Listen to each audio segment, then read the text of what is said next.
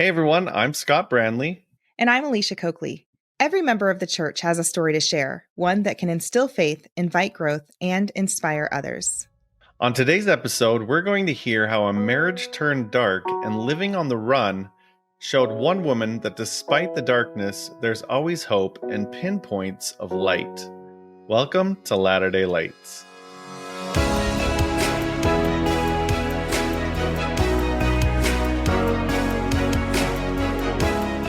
Hey everyone, welcome back to another episode of Latter-day Lights. We're so glad that you're here with us today, and we're really excited to introduce our special guest, April Tribe Giauque. April, welcome to the show. Well, thank you, Scott and Alicia. You'll notice right away my hands are moving and signing. It's because it's part of the story, but I'm signing because I have two daughters who were born deaf. So I'll do my best to sign through this opportunity.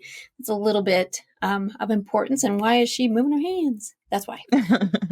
I love it. You probably have like the most amazing muscles, right? Like arm muscles, hand muscles, just from like all the moving. Maybe. We're trying to get more. Mostly my muscles are like, did you remember that sign? Do you remember how that goes? Oh. Sorry. Still learning. Muscle memory. There you go.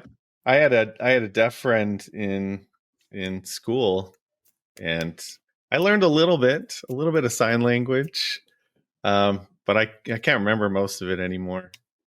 But it was fun. I used to be pretty good at it, not to your level, but enough that I could have a decent conversation. Yeah, that's awesome.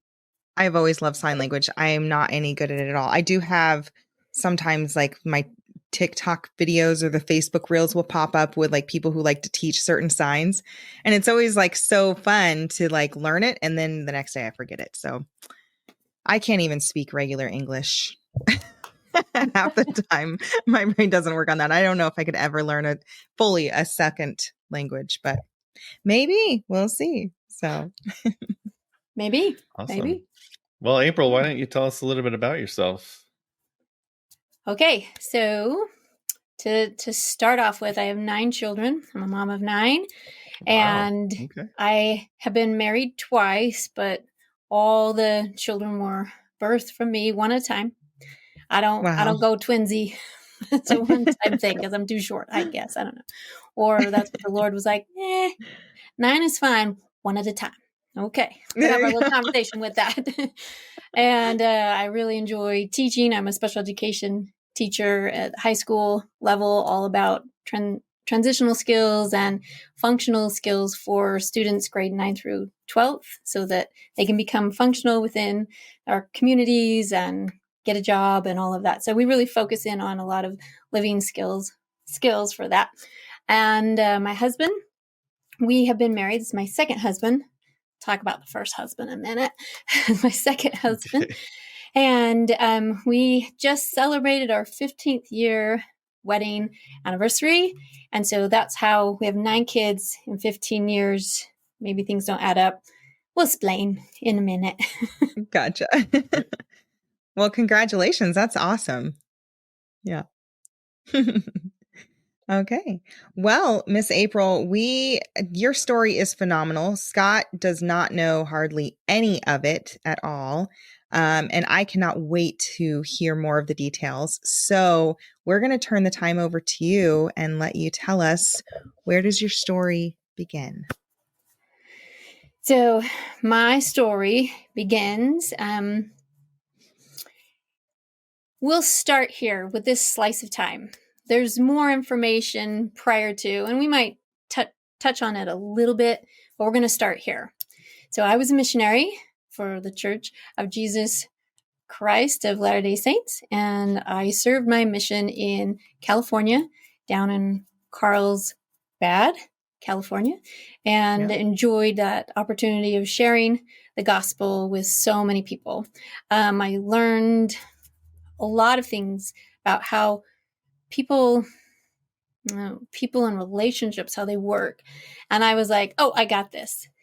I had a little bit a bit, a little bit. But it was a good place to learn a lot of things. So then came back, and this is in the 90s. So it was 96 when I got home, and everyone come to the missionary homecoming. I know today it's not really a thing, but it's still a thing. Yeah.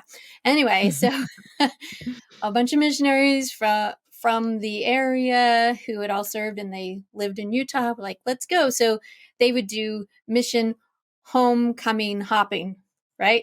And Okay. so one elder that was from our mission, I knew him in one area for about 3 weeks, then he got transferred to another place. So, when sisters and elders are in the same zone, you meet each other for a little bit, and, transfers or exchanges, or I don't even know what they're called now. Same old. Whatever happens, and you get a new companion. When that happens, he was transferred to another place. Fine and dandy. Anyway, came to the homecoming, and he really never left. We just started to chat and became friends, and then started dating, and so on and so forth. And I will say this right now, didn't date long enough. And soon we were engaged, and even sooner we were married. Yay. Yeah. So here we are. And my check boxes were checked. Someone who believes in the gospel, someone who has a testimony of Christ, someone who wants the temple in their life. Didn't have to really be returned missionary. I mean, that's amazing too, because your testimony is usually gone deeper, but I wanted those things. And I always knew that I was going to have a large family. That comes from ancestry.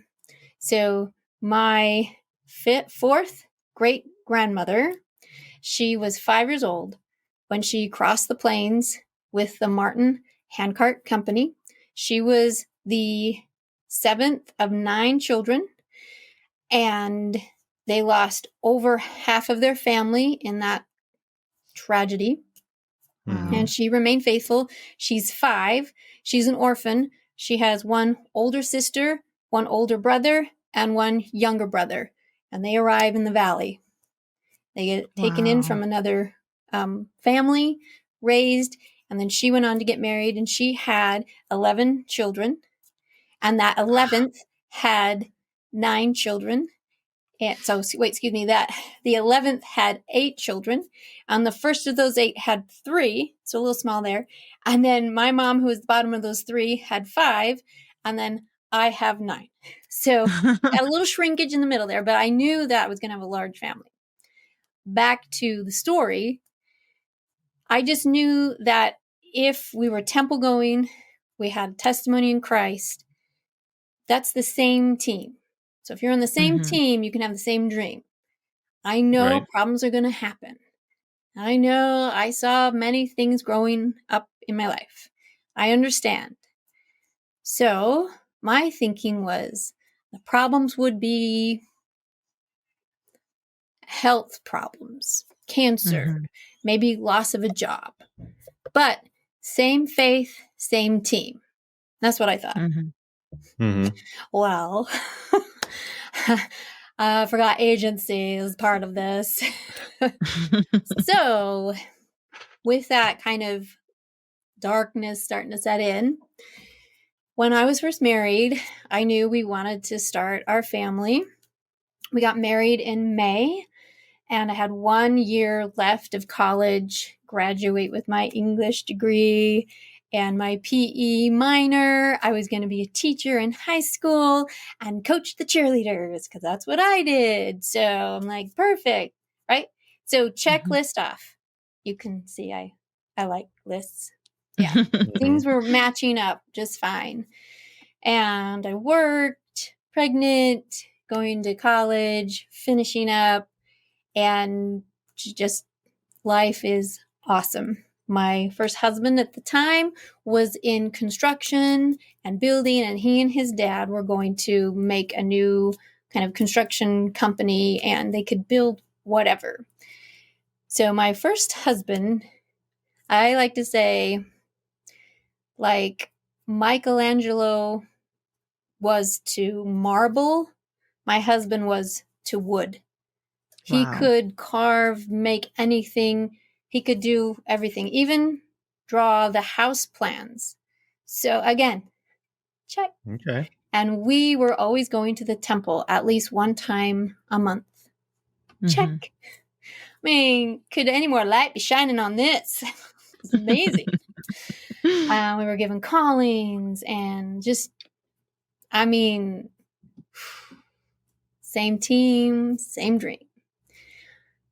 And then I started to notice, well, tell me, I'm going to ask you a question. Okay, Scott, here's your question. So ready? If someone takes a picture of the sun in the position near the horizon, do you know just from the photo if it is a sunrise or if it's a sunset? Do you know? I don't know. I didn't know either. So this was just like my life. I was like, okay. I could not tell if the light of rays were coming, brighter like a day, or are we going down? We were kind of in this hovering place because I started to notice a few things. First thing that I noticed with my first husband was some old friends started to enter in. They're his old friends. I don't know these friends, but we're going to invite, welcome, and feel, share our light with all that we can. Serving others is like first priority for myself, or my, what would you'd say the love language or whatever, service. And what I started to notice with the old friends popping in was that within my home, the light was maybe dimming by degree. So suddenly I found myself looking not at a sunrise, but at a sunset. And I'm like, this is weird. We're just starting off and everything's checked. How can things be coming darker? So I started to think, watch my husband a little bit more and question and ask. We're still going to the temple, still on the checklist. Something's not matching. So that's the gut. That's the Holy Spirit. I always say God gave you your guts, so trust them. Okay. But I remember my marriage covenant, and I'm trusting that too. So what's happening here? So now I have become the wife of questions. Probably too many questions. So I start asking, what is happening here? Why were you late? Why don't we have enough money for food? We've had the baby. Oh, I'm going to have another baby. And things just weren't matching. So his work with his dad and the construction company, when we would have a job, there was more light. When we were waiting for a job to happen, or he was hustling to try and get another job lined up before the other one ended, we felt a little bit more darkness. Now, I wish I was really perceptive to see all of that when it was happening at the same time.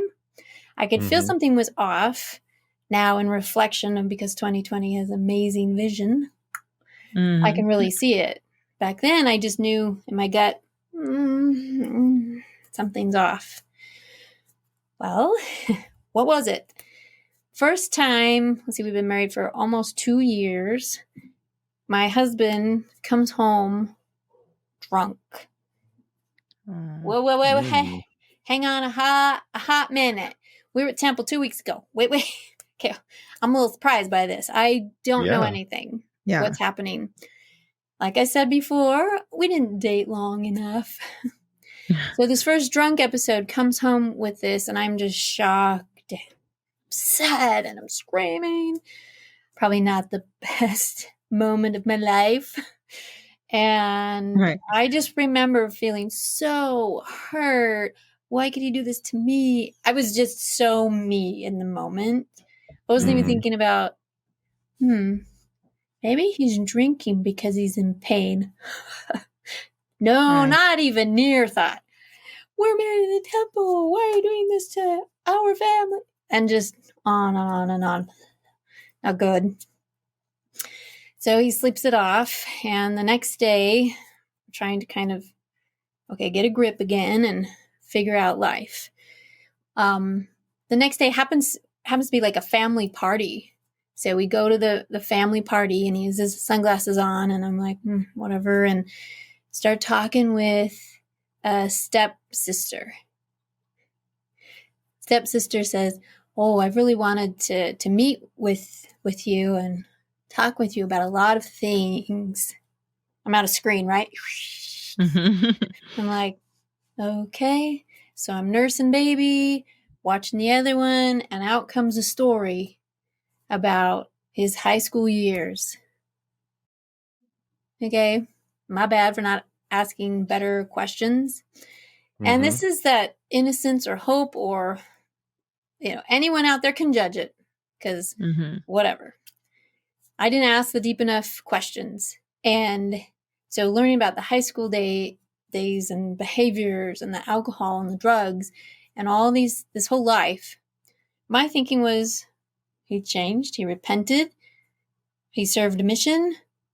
We're over here. How do you go from here over to here? Which felt like for me, like 2 weeks ago we were at the temple and now we're coming home drunk. Feels like I think I missed something. I think I missed the Grand Canyon there. Whoops. And thinking, okay, so I'm listening to the story she has to say, and now I understand why all the old friends started popping up again.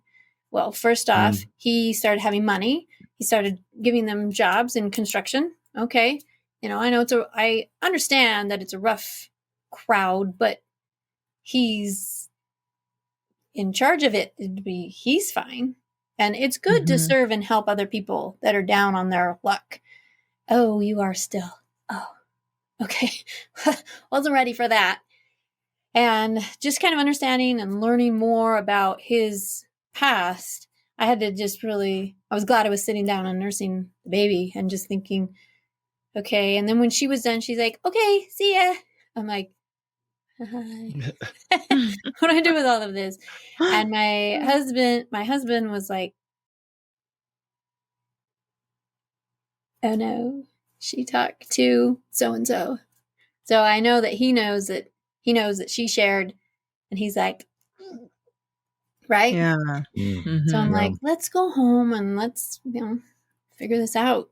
And so he does admit and share a lot of the story. What I thought was a lot of the story.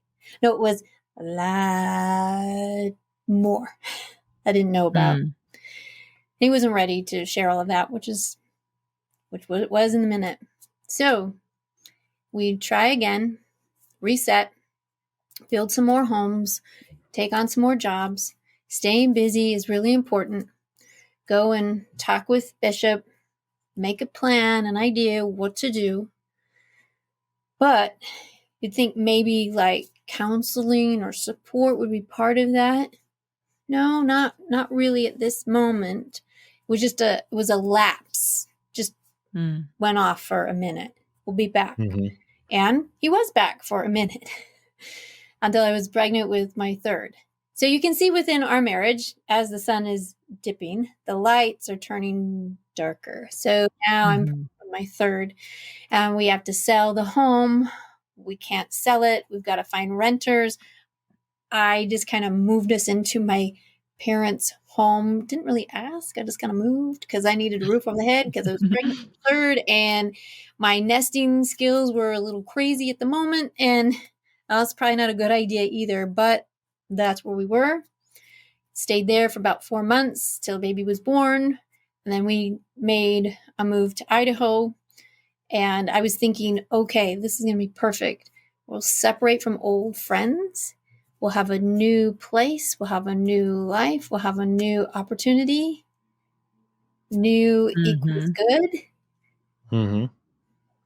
No, because I'm not facing, and he's not facing what the real problems are. So in our third son, well, we've got 3 sons. We're in Idaho. We're trying to build up another company. He's with a framing position. So it's so beneath him, right? Because he could do everything. So framing is just like, so he's doing it so he can get some money. But then he's not really doing it for very long. And I'm finding ourselves like opening, there's no food, not enough for diapers. Now I've got to ask the bishop for help. And what I thought was maybe a 1-time, 2-time drinking episode started to happen weekly and then nightly, and then added with drugs with that. So I'm in the crazy house thinking, what happened? Can I love him enough? Not enough. What's going on? And using church as my base, I never missed. I needed that to hold on to. I needed that love, that light, that hope, because it is set. The rays of light within the sky are dimming to you just have that hue of a lighter blue before it goes black. So I'm holding on to that little pinpoint of light, just that tiny ray, and hoping for the best. Well, he quit the framing job, wanted to start his own. I helped him get a few things finished. Then 9/11 happened. And we were in a small place in Idaho, and really conservative. They're not going to start building because we don't know what's going to happen with the world and all of these things. What's interesting is that I'm noticing at this time with my 3rd son, who's still a baby, with my 2nd son, who's about 2, with my 1st son, who's 3.5, I'm having kids boom, boom, boom, like every 15 or 17 months. Like we're just having them. And I'm noticing with my older boy, he's talking, he's picking up words. He's like amazing. He's brilliant. Okay, this is amazing. And I'm looking at my 2nd son like, you're standing on your head and you're crying all the time. And we're pitching fits. And nothing is satisfying, and you have no words, and we don't sleep, and I don't know what's happening. And I'm just missing all this because of the stress of our marriage, and I don't know what's going on. And he's 2. It's just the fitful 2s. Don't worry about it. And I'm like, gut again is doing the gut check. Something's off. Something is not, it's not right. He's 2. He can't even say mom. Like, what's happening? This is the early 2000s, right? 2001. So autism, here we go with this. So now my focus is like, how do I help my son? Because the tantruming, the self-injurious behavior, all of these things are just crashing. So I pull the plug of staying where we were, and we move back to Utah to a basement apartment from his parents' home in their basement. And we're just going to try to make it. The idea of going to work and becoming a teacher has long since left because now this focus on this child is full. And husband, I hope you can take care of yourself, because I don't know what to do to help you, because you're still doing drugs and drinking. And that's the quiet hush, except for the one stepsister who knows everything. So we're just going to live, and I'm going to figure out with the doctor about my son. So I start to learn, and now we have services coming in to the house, and I'm learning, and they're like, I don't know, it could be autism, maybe it's not, yes, no, all these, like, no one can give me answers. So for myself that likes checklists, check the box, no, erase the box, no, check it, no, erase, check. So I feel like I'm now in the loopy bin. Like, right. What's happening? And so with that, I'm watching my husband make financial decisions that are really, I was going to say killing the relationship. That's what you would sign. They're harmful for the relationship. It's not good we're living on the WIC coupons. So it's real. I have a great recipe for Life cereal. Mix it with some cheese and a little bit of tuna. Oh, and then carrots on the side. Maybe a glass of milk. Like that was it. You're getting innovative. Right. I'm like, I don't know what to do here. Because there was just nothing. We could get the formula, we could get the diapers, and then it was that. Wow. And half of me is like, well, no wonder no one wants to be home. You're feeding them tuna and carrots. I'm like, well, that's all I have. And it wasn't even a thought to think, well, go out and get a job or start, or it was just this iron focus in the dark. Do your eyes really work well in the dark? You guys? Right. No, not me either. One thing I did right was I kept going to church. I just kept going. I wanted to remain temple recommend worthy. So I did. And I hauled those 3 kids everywhere I could. We'd go and, look at the ducks. There was nothing to feed the ducks. We'd go look at the ducks. Threw a lot of bark at the ducks. Looked like bread. It worked. So I tried to keep, something, going to free things, walking everywhere, doing whatever I could to just escape the trap of the basement because of how dark it was. And every night, either missing my husband, he's not showing up, or when he does, he's drunk, stoned, something. So I'm like, okay. Then we kind of have a heart-to-heart and have a big discussion. We start to get some support, some help. I asked the bishop for some food. I was like, we have bread with our tuna now. Woo! Like miracles. Just the simple things. Because I was not going to share. My pride was part of that. My shame was the other part. So when you have pride and shame, you're pretty quiet. Not much light there either. Yeah. So, you guys depressed yet? It gets better. No, I'm just teasing. But I'm not teasing. Yeah.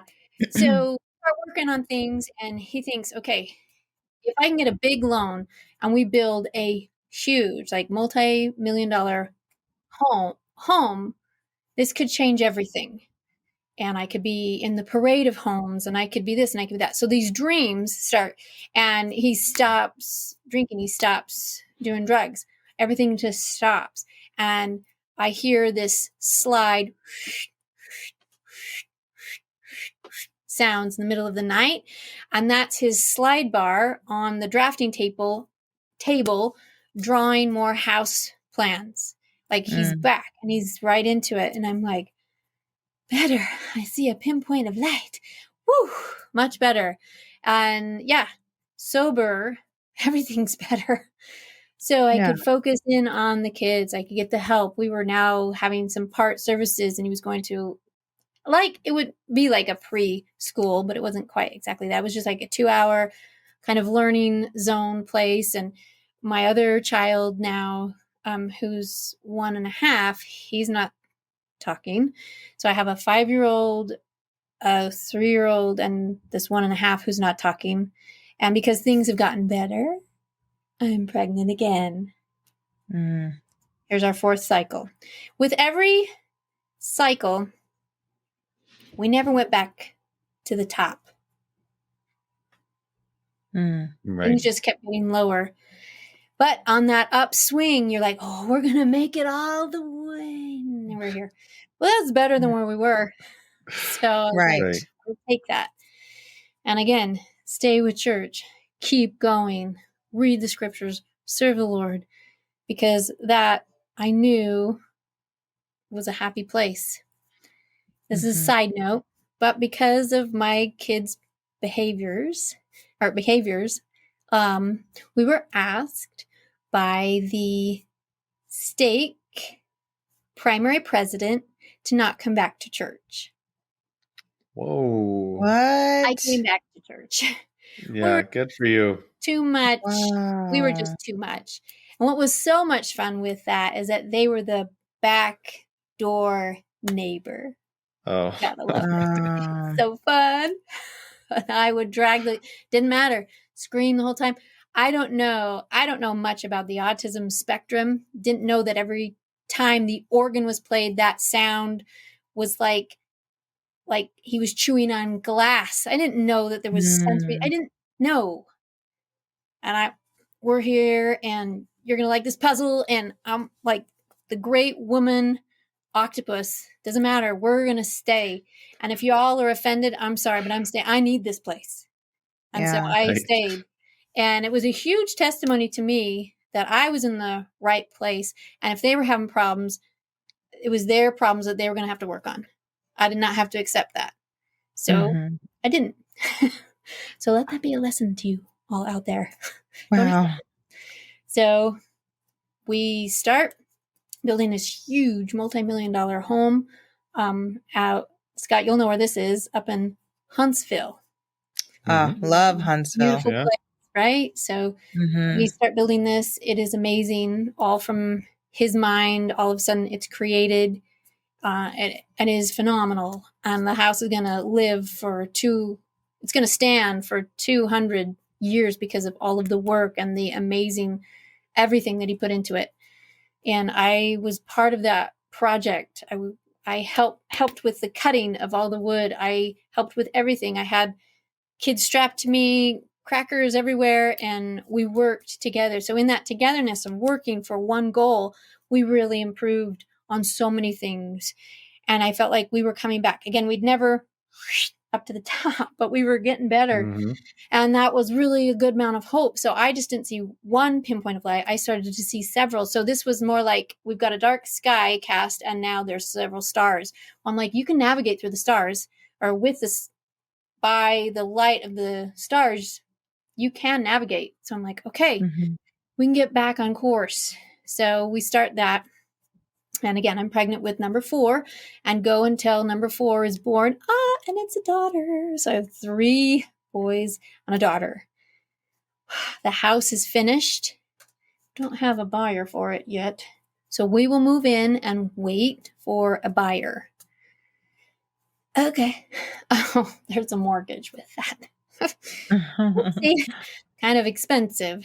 But because of this, he can now show other people his home building skills. My parents were one of them, and he started building their home.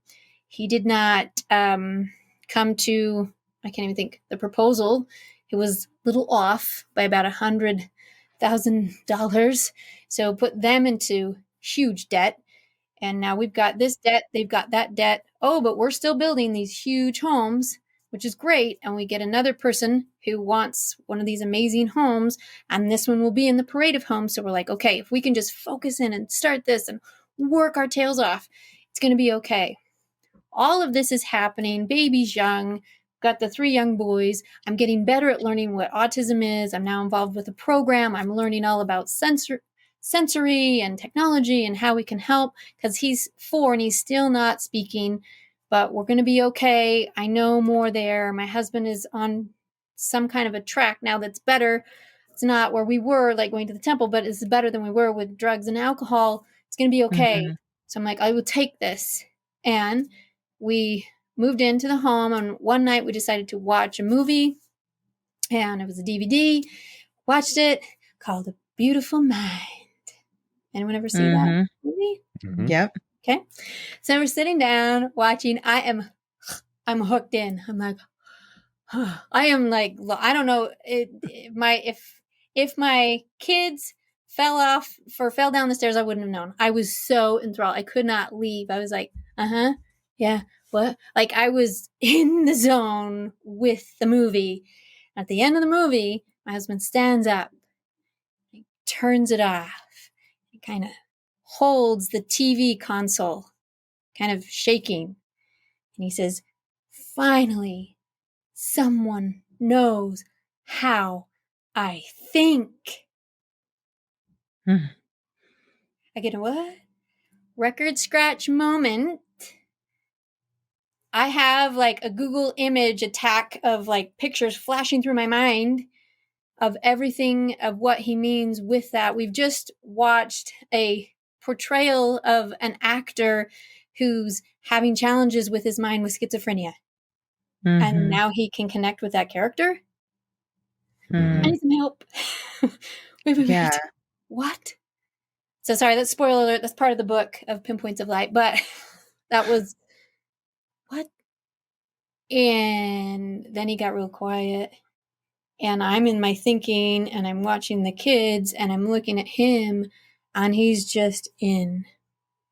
Suddenly I start to think about a few things with his building company. One of them is John. Started thinking about John. John was our money manager. I always miss John. Every time I pull up to a construction place, there's a truck driving away, or I just missed him by 10 minutes or whatever. Now, I've seen him talk on the phone to John. I know he's there, everything. Spoiler alert, John's not real. Wow. John is part of his mind. Oh my gosh. So all the money is going other places. So in my mind, I'm thinking, is this like the movie? It just goes in an envelope somewhere and gets dropped off? I was close. It was a good guess.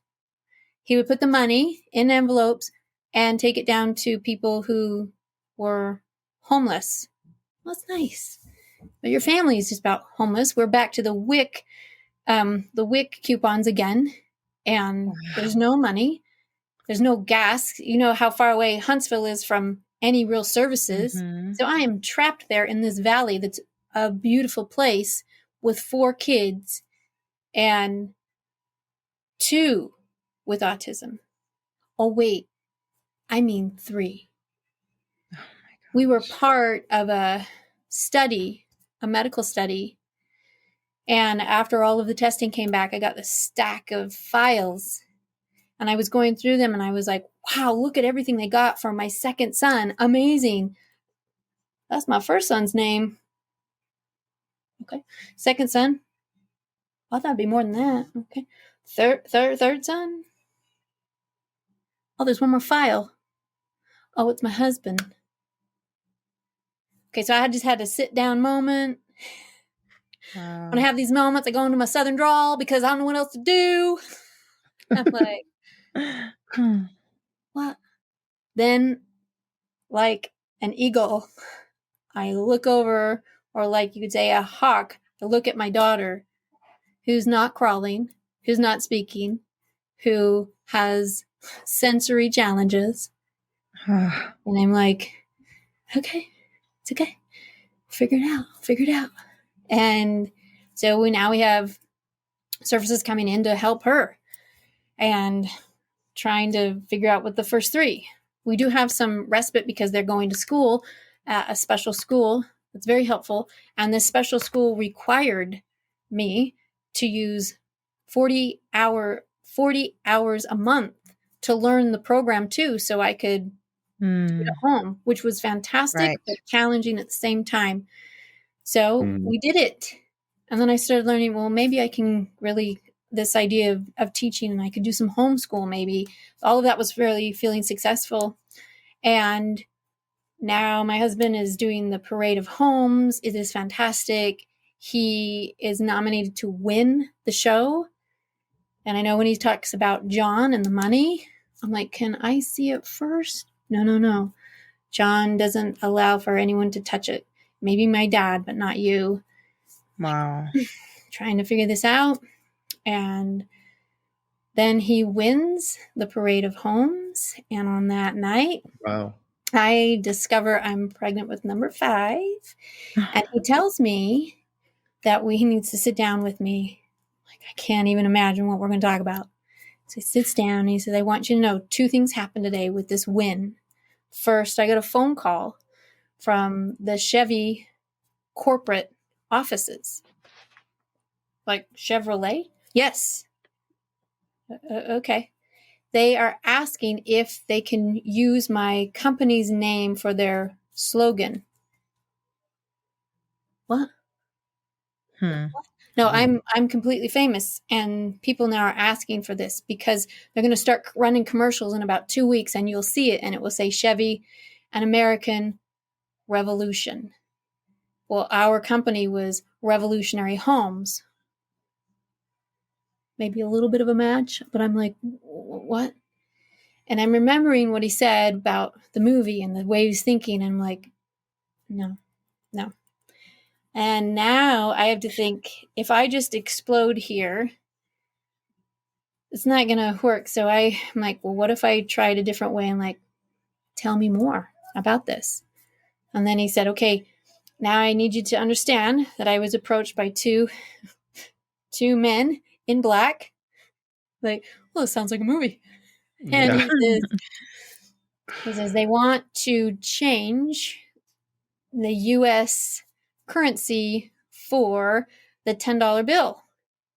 And it's going to have revolutionary on the bill. So the U.S. Mint apparently contacted my husband. Wow. So now I'm like in a panic of like, we don't have reality here. We've been able to kind of visit this place and then pop back into reality and visit. This is now the new reality.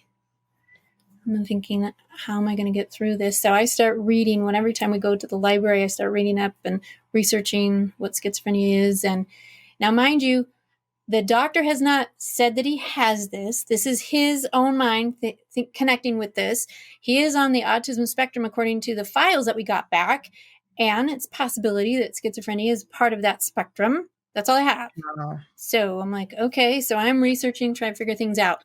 Now my older kids are getting a little bit older. So 6, almost 5, 4, 3, and 1. Okay. So I decided I need a break. So I do break and we separate for a little bit. And things that you will read in the book have to do with a lot more challenges that actually happened. And so I won't share all of that, but we do split for a little bit. And I remember one time in this split, I was trying to, build and finish a basement so we could have a place to live. And I'm laying down flooring so we have a place. And my neighbor came to me and just railed on me, saying, you need to get in a safe place. You can't have him keep coming back. I know everything that he's doing at night. And I'm just like, and he literally backed me into a corner from where I was laying the floor. And I was like, this is not helpful. And I know he meant well, but just, you need to leave him. Like all these needless. And I'm like, so much easier to say than to do. Yeah. So in that little separation, things were easier for me. I've had my 5th child now, and now it's time to like move on to another place. I won't share one of the stories that gave me a lot of strength because it's too long of a story to tell. But I will say it's connected with my great-great-great-grandmother and walking the trail of the Martin Company. And I had a connection there that was very spiritual, I believe, with my great-great-grandmother. And in a moment that just kind of hit me that I needed to change things and get safe and secure now. So my youngest is now 13 months old, so just a little over a year. And my oldest is 6, going to become 7. So we've got this, or going to become 8, almost becoming 8. So I've got from 8 to 1 with these 5 kids, and we're going to be okay because now I'm going to take this on. I'm no longer going to rely on him and the challenges that are happening. Well, he gets a little upset by that. And soon more, not just like neglectful abuse that had been happening for a long time, but now a little more physical starts happening. And I'm like, it's okay. I can take this and protect my kids, and I will have another plan. And we're going to move again back to a basement apartment, which would be closer to a school that I was helping to set up, Spectrum Academy. I was a founding parent, and I'm like, this is going to help with my kids personally with autism. We're going to go there. And as the physical things happened a little bit more, I knew that this move away from Huntsville and out of that house, and we had finally sold it, was going to be successful. We moved. And as I was a board member, I helped with enrollment and getting people ready for the school. The school is going to start. We have a few delays because of construction. And then the board president came to me and asked, can you become a teacher? We can't find the 5th grade teacher. Now, I had my bachelor's in English and my PE minor, And I said, yes, with my brain going, how does this happen? What do we do? I'm going to get licensed, right? All these questions start popping up. And I'm like, it's going to be okay. And I felt that comfort from my Heavenly Father. Because again, I never stopped going to church. I never stopped attending the temple. I never stopped praying. So I know I haven't shared much about the prayers, because those prayers, they were that lifeline. And I said that the stars can guide your boat within that pinpoint of light. And every so often he would drop another pinpoint within my life. Mm-hmm. And it's just like being in a cave where if you see one light, no matter how far it is, your eyes are focused there. And as you approach and get closer, I would see the next and the next and the next. They're very soft and subtle. And I had this feeling of, you have to extract yourself very carefully from the situation. If I were just to turn on the lights, your eyes would not be able to adjust. His eyes would not be able to adjust. Your children's eyes would not be able to adjust. And in the end, you would all be in more danger. Right. That's merely interesting. Wow. And he said, my brightest stars shine in the darkest of night. So with That's that, cool. We followed through. Started school. I became I got involved with a master's program. I started teaching full time. 3 of my 5 children were at the school, and 2 were now in daycare. I was given a blessing. I would say the most challenging decision of my life would soon be coming, and to be ready. And I thought that decision was placing my girls in daycare, because that's what it felt like to me. Right. And then just jumping in and working. So now I'm a teacher of a classroom of 17 children with autism, as I'm learning how to build the boat as we're in it, or fly the airplane as it's flying, put your analogy in there. So I'm doing my best, and off we go. And there's income. I remember a prompting, it was really specific, was to separate my bank account and to hide it. So I did. Mm-hmm. Now, with the intensity of his mind, with the schizophrenia, he started to imagine himself as Thomas Jefferson, as in the president. Wow. Mm-hmm. And he would ride in the back, standing up of the truck, and he would pay his workers to drive him around. And he would say that he rode home today in the carriage. He would say, I was able to collect more property, meaning he hired more people to work for him. Oh, wow. Property. And off we went. So I knew, based on how those lights were going out and how he, Heavenly Father, cannot flood the cave with too much light, that I was going to have to join this mind game with his mind friends. That's what I labeled them as, because there were more that started to come, and depending on the day, some would show up and some would not. The drinking and the drugs continued, not as often, or I was either far away from it and not such emotionally crazed with it that I either didn't notice or care. Either way, I don't know, whatever you want to think about that. And so in continuing with church, our move back to the basement apartment gained us a new ward, because boundaries had been split from the other ward. So I was not in the ward where the stake primary president said to not come back. I was in a different ward. Yeah. And with that ward, my bishop from Huntsville had called that bishop and shared a huge background of the story, because my Huntsville bishop had known and seen so much. And I was so grateful that he shared all of that, because it made it easier to just come in. And I have to say, Scott, you said once you were a bishop, is that right? Or you still are? I don't know. Okay. Yeah. So I don't know if that's normal or not, but I was so grateful. And this group just wrapped around us. And when my husband would come to church, fine. If he didn't, fine. They were there for us. And so we went to church, continued, and I made my plan, which at the time I would never have called it an exit plan, but I knew things were probably going to have to change. So I started to get this idea of, we're probably going to have to get divorced. I had no idea what really divorced means. Like, okay, yeah, I know you're not going to live together. You've split the marriage. I get that part. But what does that look like in our situation with finances? No finances, not enough. I'm just barely teaching. I have money for food. I have money to get the kids a pair of shoes if they need. Wow. Like, I'm like so grateful. So grateful. And my work on Tuesday nights, learning in the master's program for special education and just learning as much as I can. Well, I need help with all my kids.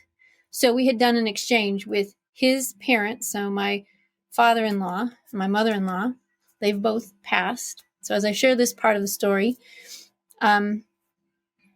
there's, they're not here to say anything back. But I will say my mother-in-law tried and worked and did her best. My father-in-law, there was a challenge there between us and between my husband. So one day at the school, it's time for him to drive down, pick up the kids, exchange the cars. I drive out to Murray and I go to school and work with the master's program at University of Phoenix. So here comes this night. It's a regular Tuesday night.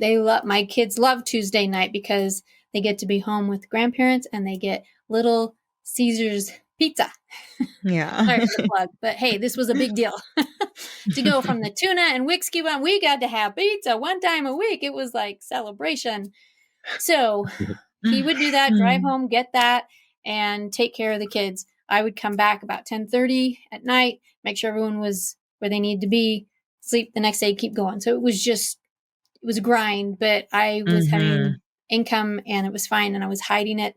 And I knew that eventually, probably within the year, we'd be divorced because you can't sustain all of that. And he's asking question of, how do you have this money? So I imposed myself in his story. And at first, trying to go to the school and become a teacher, I said that I was going to become a spy for his group. And I would give all the information to John. And he was like, I'm okay with that because I don't want them changing our kids.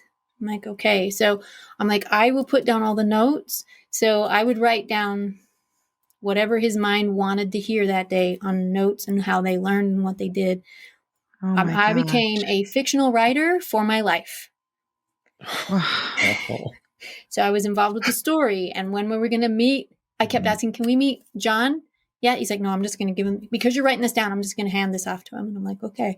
So I'm like, all right, we're still good with all of this.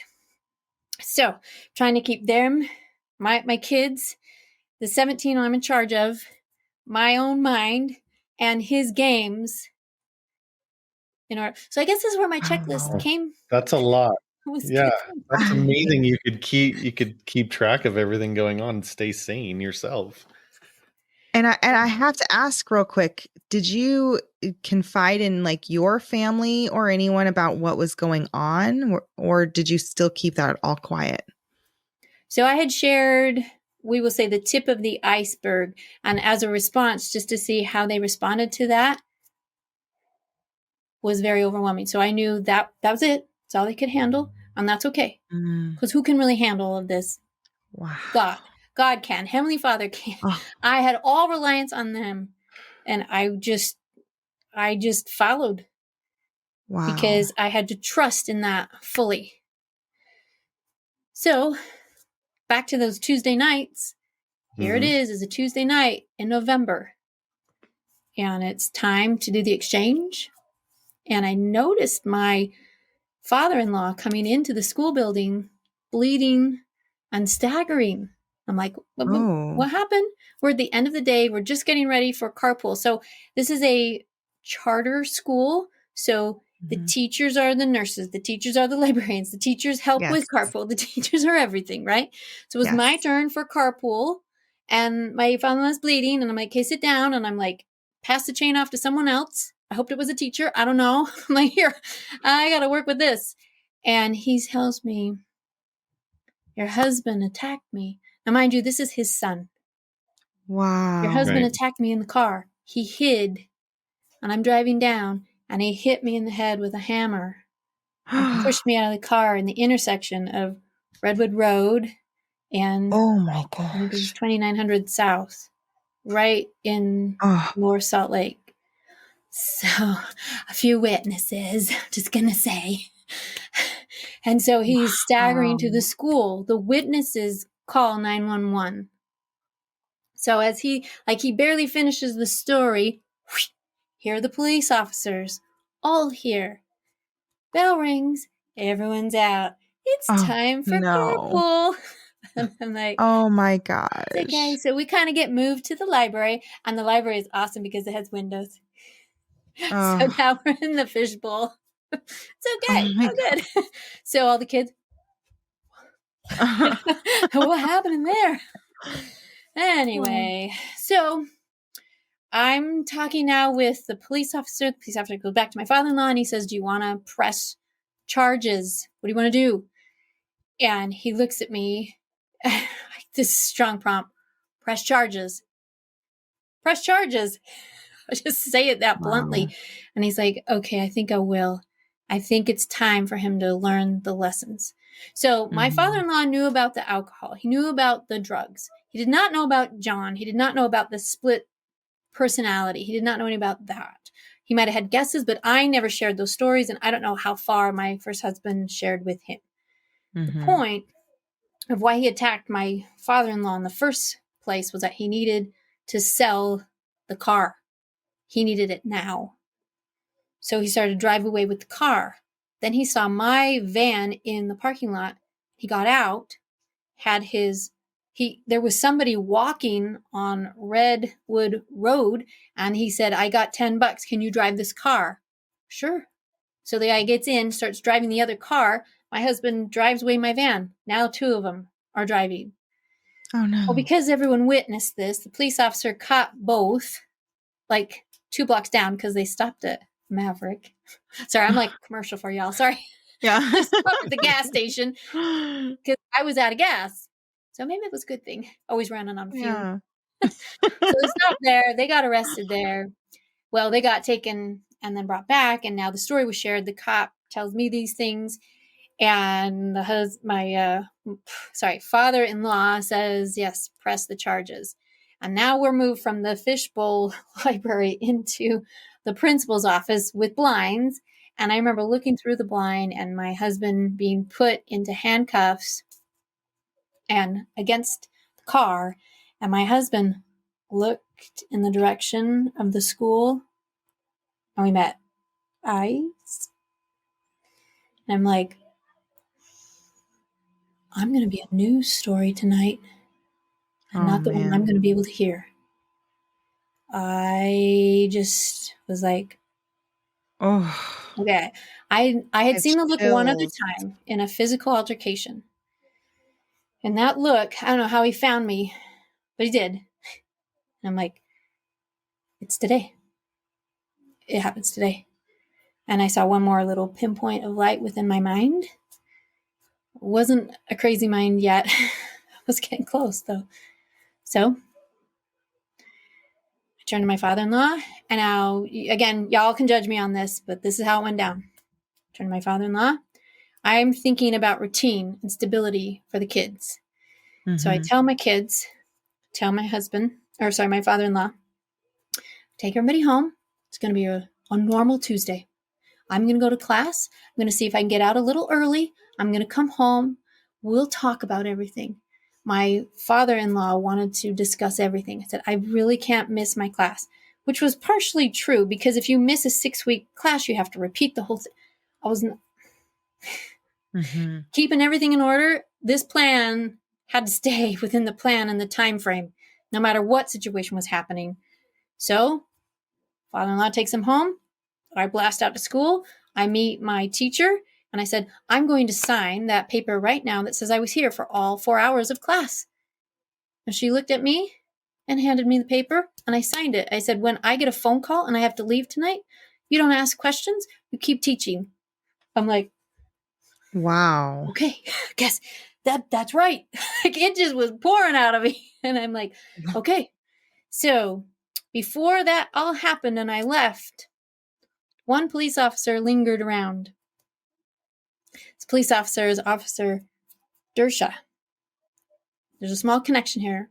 His wife was a teacher for my second son and helped teach him how to break through his autism, how to write, how to communicate, how to draw.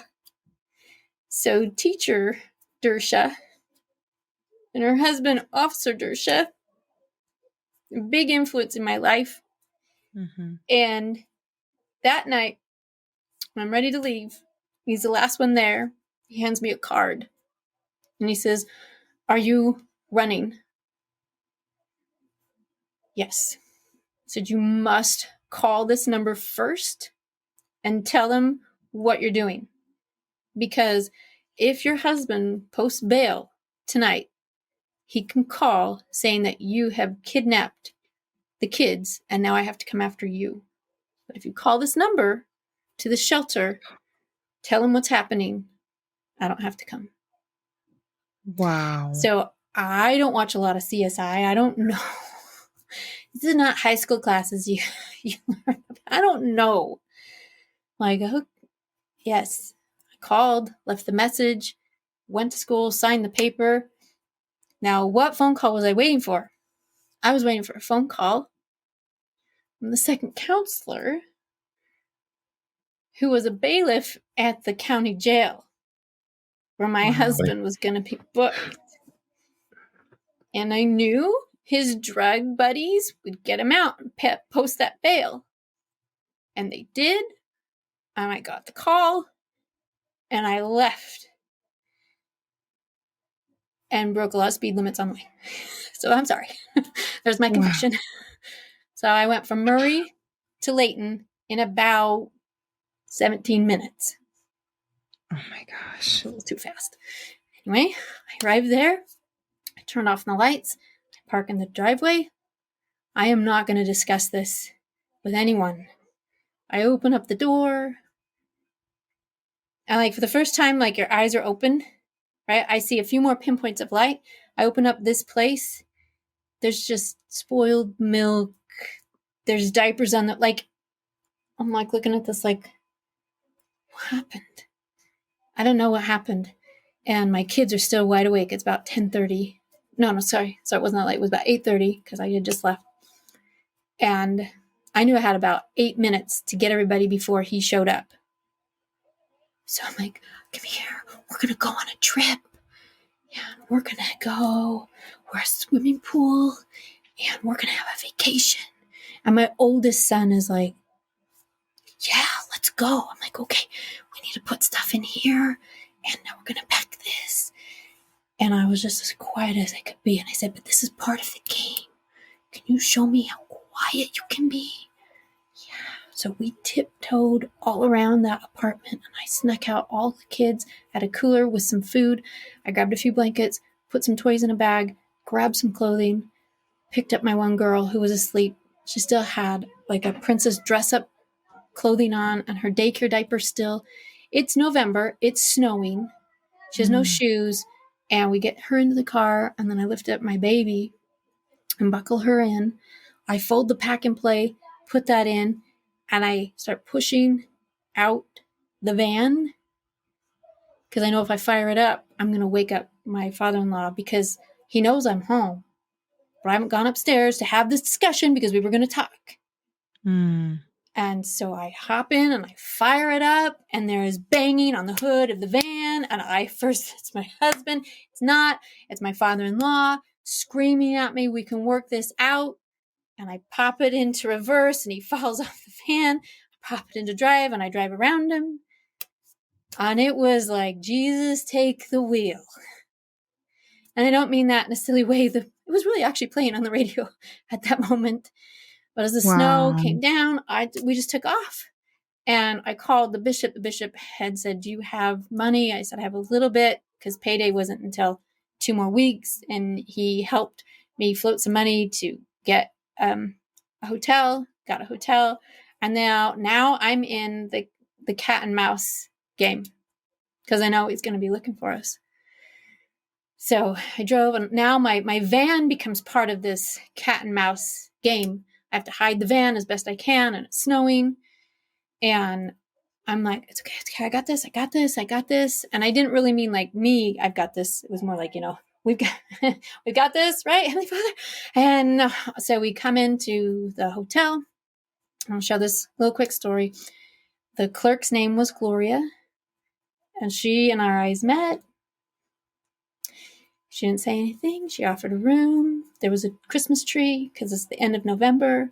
There were candy canes on the tree.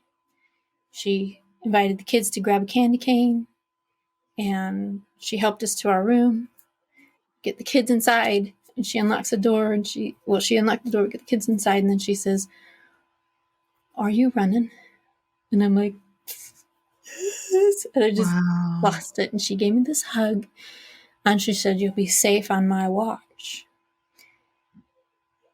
This woman and her strength match her name of Gloria. That was purposeful, for sure. The next morning, we wake up. We just keep a routine as much as possible. We stay and linger in libraries and this, that, and the other, so that he cannot find us. Then we go back to the hotel, and we swim, and we do these things for 3 nights.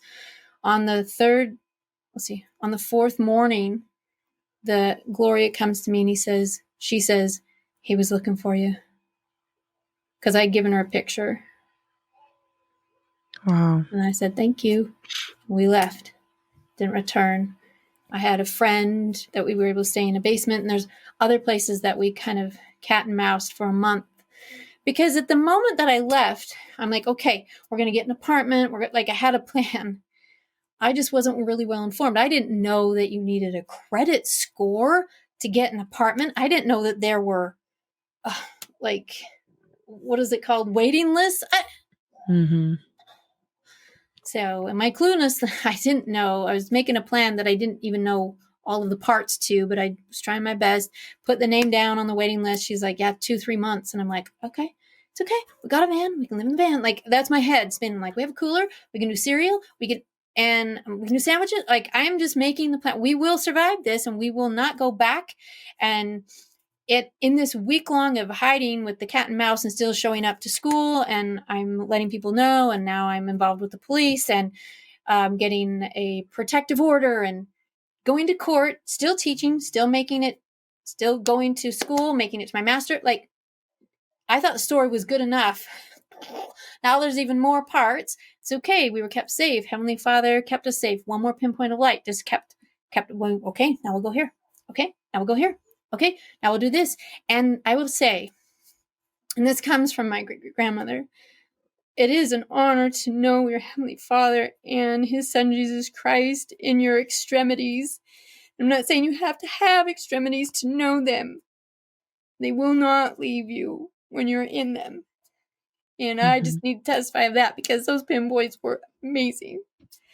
They kept us safe. They kept us alive. We would meet with the right people at the right time. We got the protective order. We won all these things that were just amazing. Putting the name on the waiting list probably wasn't going to come up until January or February. We got in 2 weeks, and we moved things in. I had nothing because I was not going back to the apartment. My parents were allowed to go in and to get a few of their valuable things that were there. They had to stay away. I had not seen my mother-in-law. I did not see my father-in-law, other than the pounding on the van. Like, everything was such a torn rip. And then it's going through divorce proceedings and hiding and getting the apartment. All of these things happening, and requesting a divorce, and him never showing up to court, and paying an attorney on a teacher's wage, and asking my family for help. And I'll share this little part. When we'd been running for a week, I knew where my parents at the time were long haul truck drivers. Mm-hmm. And they had a run from Utah to Georgia. It was a paper run. They'd pick up these huge wheels of paper, and it would go, they would take it from the mill and they would bring it back, and it would be made into diapers, paper towels, toilet paper, all of these things. So I knew the best time to call my parents was when they were dry, almost to Georgia. If I called too soon, they'd come back. If I called maybe here, they might come back. If they're already there picking it up, I knew they had at least 4 days before they got back. Mm-hmm. So I called them and I shared with them the information, and I asked them, I asked my dad if he could be the priesthood leader for our family now, and if we could build a home together. I said, just think about that, because we had built a home for them that had put them into horrendous debt. It was a big ask at the moment. I asked, and my poor mom, what's happening? What's happening? Go to the home. I'm like, no, he will find us, and I don't want to become that news story. No. Right. So, do you guys have any questions for me? Because I just have a little bit, and then we're almost finished. So many, but I just want to keep listening. So Yeah. Okay. I feel like I'm watching a TV show. Like I'm not even. Right? I know, Not even like a my podcast. heart is I'm just racing. like so in I'm it. like, So he's still trying to find us. One time he did try to break into the apartment, and we had prayed and asked for the spirits of the 2,000 stripling warriors to stand guard by our home. I know it sounds kind of silly, but it was so powerful at the moment. wow. And it still is, obviously. And I just imagine them probably in some Freiberg painting standing outside the window, and they were going to be okay.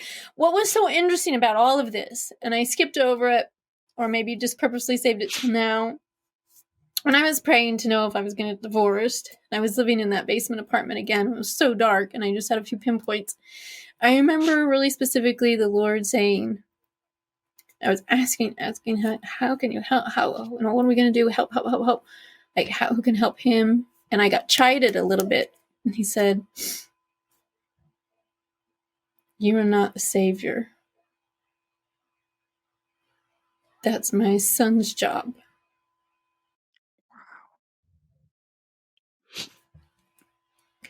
That hurts a little bit. Because I didn't realize that was how my prayers were coming across like that. So when I got that warning, it was like, he's my son too. And shrunk the world really fast. And I was able to let go because I knew that my first husband, someone had his back. Even though it looked really different and it looked like we'd fallen off the cliffs. But he said, I have him too. So I just let go. And that's why all these things just tumbled into place. I firmly believe that because I was probably part of the problem because I was trying so hard. And I don't fault myself now. And so no one has to call and say, well, you should go to counseling. I'm good now. I've had lots of in-depth reflection on this. Almost 18 years worth now. Wow. And it's really important to know that you follow those pinpoints, you follow that light and that hope wherever, because it was given in the moment, and the amount that I could help me to see around corners. That's all I needed at the time. I didn't need to have the big floods up because I probably would have gone crazy. Very true about that statement.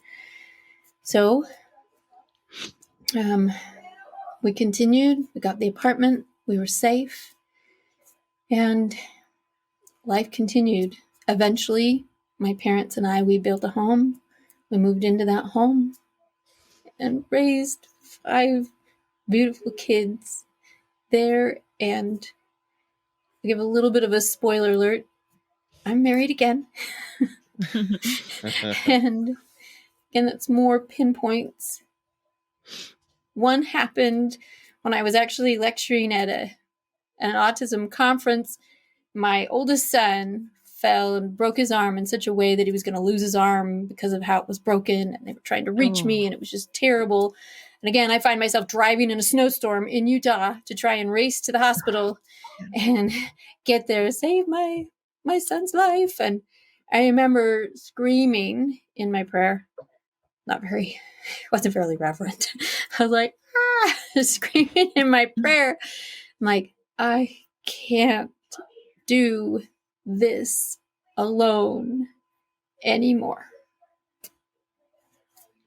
And I knew as soon as I said that, I was like, I'm going to take that back because that means I got to start dating. How am I going to do?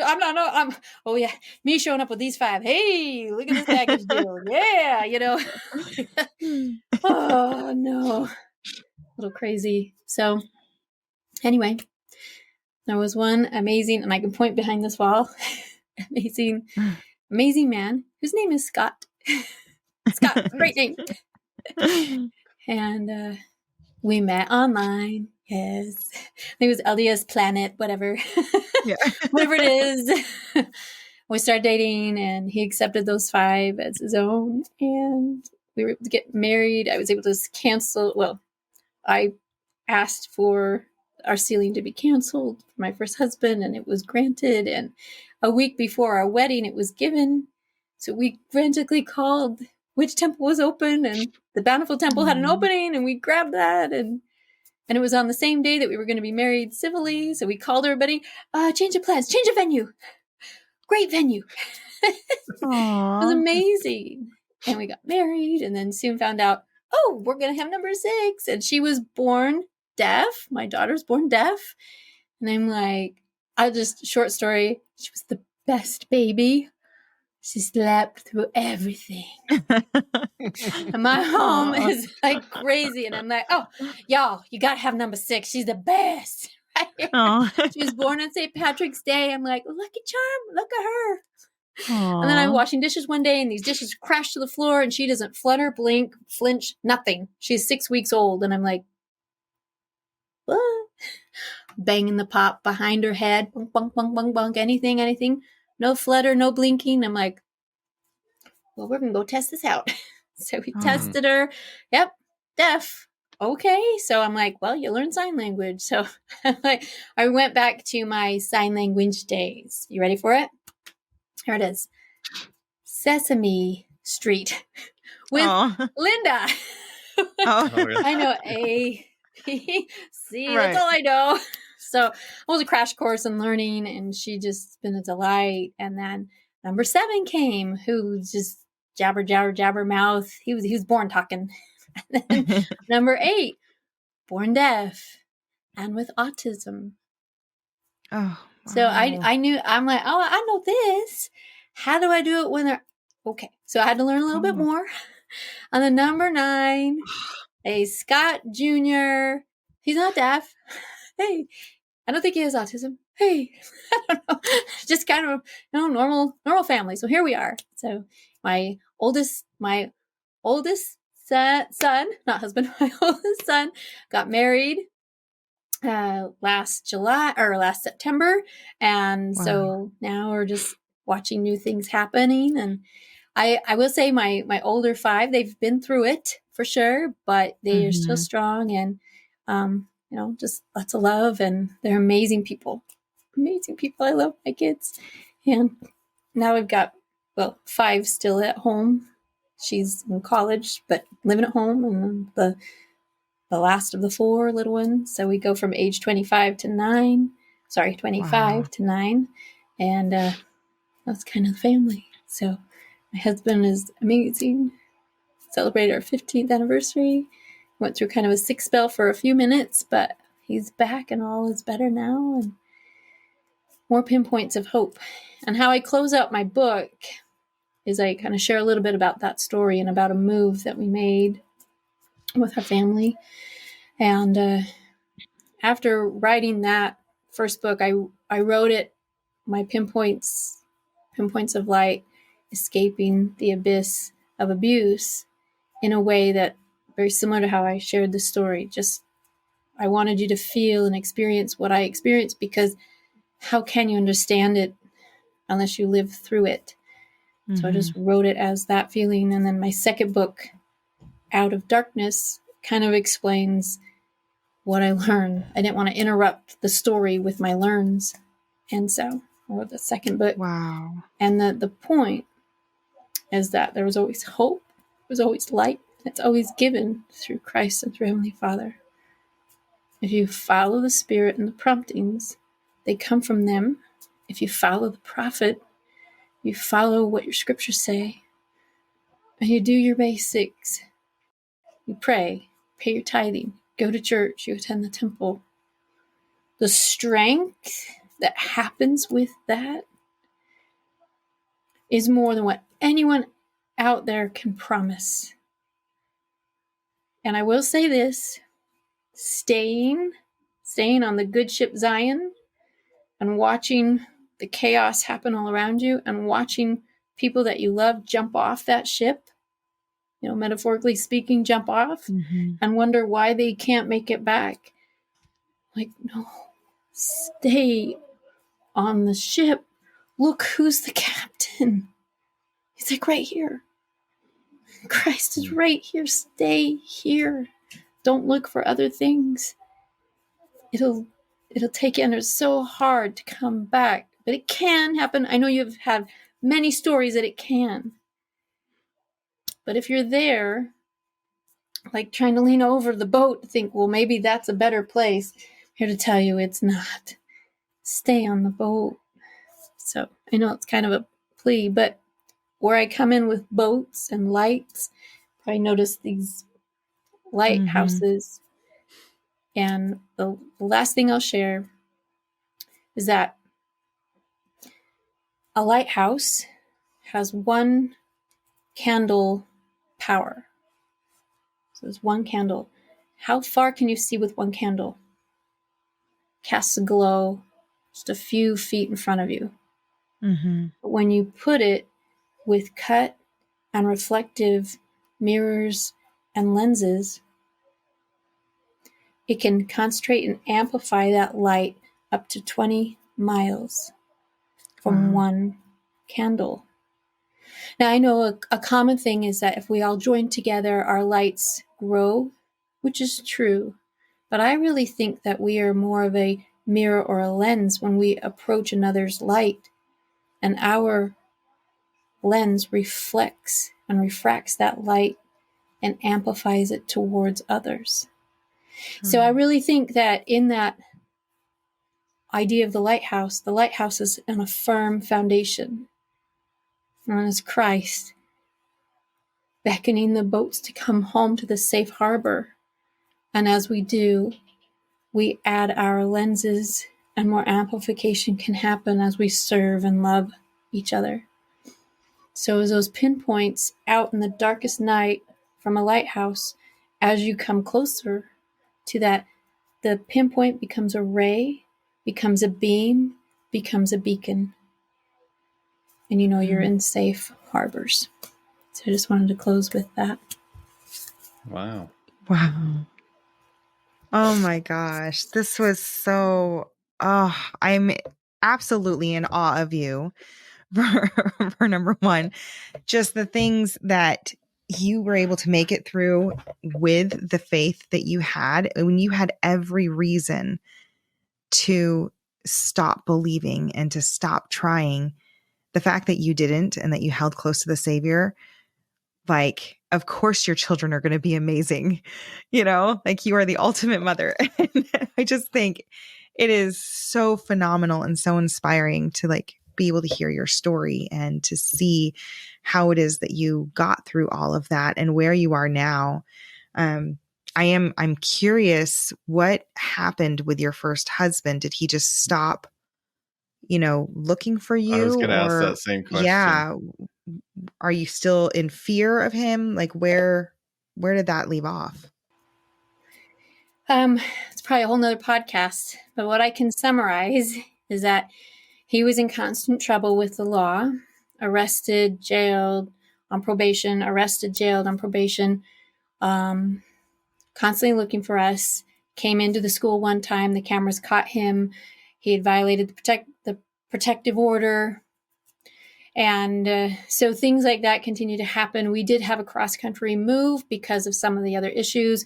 I mean, there was a plethora thing. It wasn't just because he was still following us. And we had that move to Texas, and then the move here to Idaho. In those moves and his decision making with his probation officers and just kind of slap on the wrist, there's a whole write-up. I can share the whole story with you with all the links. And KSL has the whole week-long story on his reign of terror with 15-year-old girls. He was looking for my daughters. It's a whole nother podcast. Wow. So what we understand of right now, he's still in the state prison system. I think he gets out next April. Oh, wow. So we just keep it safe. He's like, it's been a really nice 5 years. Because I know where he's been. So his parents both passed now. His step brothers and sisters, I don't know if they're helping him. I don't know. There's a lot going on. I know that the Savior is with him. So I just leave it there. And I hope and pray that one day he can find that light again in his life, because mental health is such a challenge.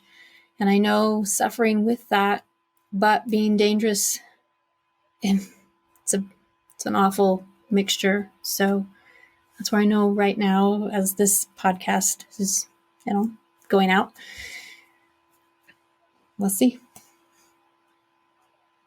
So is that how you kind of just live your life, just putting it in God's hands and having... They're pretty good hands to put it in.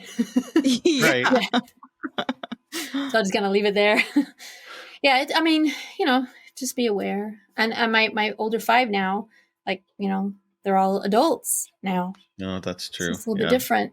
Right. And my third son is, if he were to ever meet that man, I'm afraid that might become a news story. So, I mean, there's still hard things, but yeah. Yeah. When you said that you knew that, that you were going to be on a news story and you weren't going to be around to hear it, that just, like, I've never experienced that before. How did you process that? Like, knowing that you were, like, your life really was in danger, that you would have been killed, and just really knowing, like, how did you process that and be able to get you and your kids to safety? So it's like, a lot of how I knew was what happened that night. And I didn't share that story because it's in the book. Okay. There was a lot of events that happened in that night that showed me what he was capable of. And that night was not the night that he was arrested at the school. It was on Sunday evening when I said I want to get a divorce, that all of these things happened. There were knives, there were guns involved. Again, I just skipped that part. You have to read about that. Wow. So I knew what could happen. So I knew with the look, I'm like, hey, okay. We're out of time. That's okay. Wow. So, and that's how I was like, okay, all right, you ready? And I'm not kidding when I said the music was Jesus Take the Wheel. I'm not kidding. It was like, okay, where we going? Oh, I guess we're going there. Okay. And where we're staying for three nights. Okay. And then we're going to live in a basement. Okay. We're going to go there for how many? 2 nights. Okay. Then we're going to go over here. Okay. And I just followed that. Wow. It's a really interesting way to live.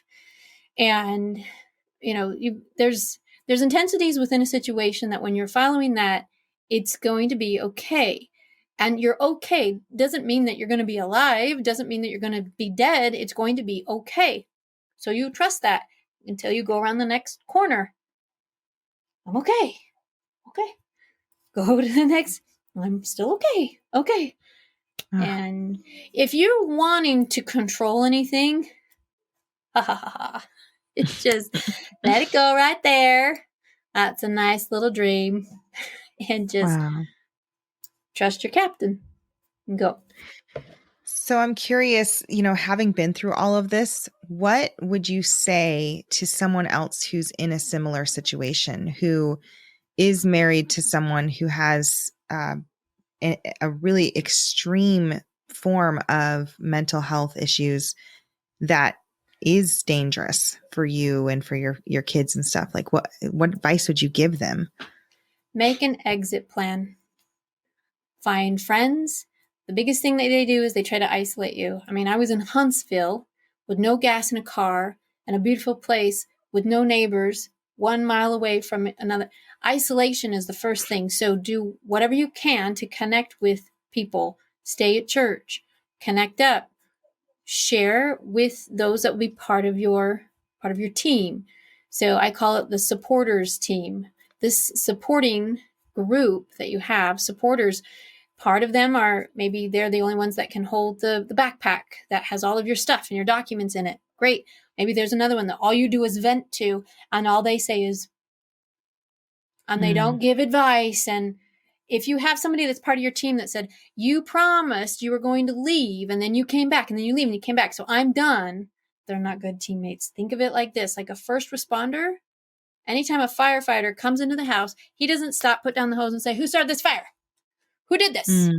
He goes in, does his job, saves the people, puts it out. The other group, the investigators, is going to find out that part. Don't worry. If you are a first responder, which is the ultimate supporter, like Gloria was, like so many of my friends were at the time that I needed it, like my family was, you make an exit plan. Yes, part of that is separating out your money. Part of that is keeping a job. Part of that is if you have to involve yourself in a story so you can stay alive, that might be part of your exit plan. Don't think of yourself that you're in any control. Put it in God's hands, but still you have to take action. You can't just go, I guess He's got it, and I'll take a nap here. No, you've got to be a part of this whole process and trust. And trust is the thing that's most damaged, so it's hard. So I'm not going to say it's easy, but your exit plan is the first thing. And setting out the ideas. If counseling can happen and work, great, but don't think that you're ever going back to the way it was. Remember my cycles? They will never go back because he's made different choices and has grown differently. You've had to make different choices and you've grown differently. So if you're stuck and holding on whatever it was for those first little bits, stop, let it go, look at the reality of what is. When you have your hope of what was, write it down, cry it out, blow your nose, and make your plan. If you need to cry it out again, push pause, cry it out. I'm telling you, people are depending on your life. You are depending on your life. And it doesn't mean that everything is always dangerous. I'm not saying that. But you need to make a plan. And the plan is also letting go, not saying at 8:45 this will happen. And then, no. Your planning is who can be a part of my team that can show up when I need it. That's part of the plan. That's a first responder. There's firefighters, police, Officer Dersha, for myself. Without that card, I wouldn't have known what to do. Yeah. So yeah, that was a miracle that he had that card right then. Oh, yeah, for sure. What's so cool about that is 4 years ago, three years ago, I was at a conference talking about this story, and I was sharing a little bit with a police officer from North Salt Lake, and she's like, oh my gosh, that's so cool, that's so cool. We left it there. I'm getting ready. I'm setting up. All of a sudden, who comes into the conference? Officer Dersha. Aww. She had called him. He left what he was doing, came down. At that point, it had been 16 years since that night. He's like, I never know what happens after that. I'm like, oh, I lived. And I flip through the book. I'm like, look, you're on page here and here. I didn't know I didn't put his name in there because I didn't know, but I'm like, the officer. So Wow. it was amazing. It's amazing. So yeah. That's Anyway, phenomenal. very cool. Oh, So man. Staying on the boat, I've had close friends and even family that didn't stay on the boat. Me And too. Some of my kids. and I've even seen like Mhm. friends, really good friends from my teenage years that were super active, and they left. They kind of went off on other paths, and then I met up with some of them later in life, and their kids never grew up in the gospel. And it's incredible that just one generation can make such a huge difference. Mhm. So I have to say that it's amazing that you stayed on the boat after everything you've been through. One, but also that you've managed to keep your family in the gospel through it all. Like, just you're amazing. Well, not Mhm. everyone's still in the gospel, but I'm watching them. I'm watching them, and Well, that's at okay. least they know. At They least they know know where that the is boat the is. truth. That's good. They know, hey, the boat's right here. Come on back. They Mhm. know. And that's all I could do because agency, right? Mhm. Agency. Yeah. And I think what's interesting, you said, I stayed on the boat. That's amazing. I knew who the captain was. I trust him, my Mhm. savior. I mean, if I were to be offended by everything, it should have happened at the stake primary president who said, please don't come back to church or tendency. Mhm. And I wasn't like, oh yeah, girl, I'm coming back in. I'm like, I don't know how to handle that. Jesus, I still need you. I'm coming back every Sunday. So I hope you can help her because I got to be back here. Mhm. And maybe my mind is really strange that way, but the conviction was deep. And I knew I never questioned. Why would I question my place of safety? That's just Yeah. Mhm. how I thought about it. Wow. Oh, man. So now here you are. You have your 2 books out. Where can we find those? Is it kind of everywhere, or do you have a specific link that you'd like for us to share? They're on Amazon. I can share those Amazon links with you. But yeah, go there and read through, and everything is there. The Okay, parts that we perfect. missed. We'll make sure that we put that in the description here. And then you also have a podcast. Do you want to tell us a little bit about that? Yes, I have the Beacon of Light podcast, and that is for authors. Anyone who is a published author that writes a story of hope and light. Anything. It can be a religious book. It can be a business book. It can be a children's book. Whatever is going to bring hope and light. That I'd love to chat out with you. And I have a Google form that they complete, and then once they're there, it's on there, and I put it on the schedule. We go live every Tuesday night because I think that in life and in real life, it's just going to happen. I don't do many recordings first. We just go live and Yep. I sign it out, and they share about their book, and it helps them to get the word out, and more people Wow. will get their books, and then they can go on more speaking things. And it's just something to offer and amplify out more hope and light to the world. So they don't have to be Oh, members of the church. The only qualification is, does your book, will it uplift somebody? Does it give them some hope, some light, something to look forward to? And if that is, qualify, come on in. So I awesome. know, like, people are like, oh, well, what's your niche? Only for this or that? I'm like, you got hope and light. Come on. I want to be uplifted. So that's it. Oh, wow. That's phenomenal. So cool. So is All that right. beaconoflight.com, or what's the website they go to? So they it's on YouTube. So Beacon of Light podcast, and then April Tribe Giauque. Yep, that's how you say it. It's not how it's spelled, but yep. If you go there, you'll see it, and it's just great. So I would love to have Okay. more subscribers, of course, because we just can amplify more stories out there, and it's just a way to share that we all believe in something Mhm. higher than ourselves. And when we connect with other people from other Christian religions, they're all surprised, like, you believe in the same Jesus. I'm like, So safe, so good. So come and share your hope and light. And again, it doesn't have to be religious.